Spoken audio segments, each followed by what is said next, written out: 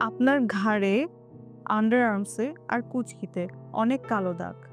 কিন্তু আপনি এটার জন্য ইউজ করছেন অনেক ক্রিম। কিন্তু আপনি কি জানেন?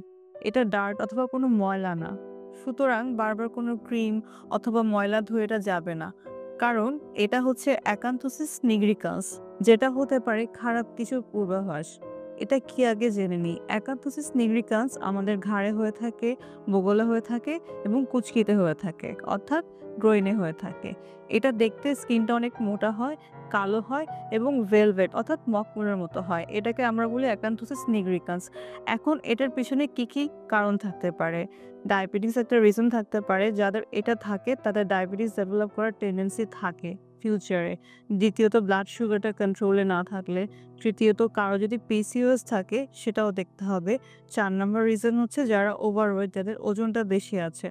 আর ৫ নাম্বার হচ্ছে জেনেটিক। সো আমরা কি করব? আমরা প্রথমত এটার ভিতরের কারণটা যাচাই করব। আপনার ব্লাড সুগার আছে কিনা, আপনার পিসিওএস আছে কিনা এই জিনিসগুলো যাচাই করবেন। আপনার ওজনটা ঠিকভাবে নিয়ন্ত্রণ করবেন, লাইফস্টাইল ঠিক রাখবেন এবং ডার্মাটোলজিস্ট অ্যাপ্রুভড যেকোনো ধরনের গ্লাইকোলিক অ্যাসিড ক্রিম অথবা কোজিক অ্যাসিড ক্রিম ইউজ করতে পারেন। আর বেশি যদি সিভিয়ার কেস হয় সেক্ষেত্রে কেমিক্যাল পিল আর লেজার করতে পারেন। কিন্তু সবার আগে ভিতরের কারণটাকে অবশ্যই ঠিক করে নিবেন।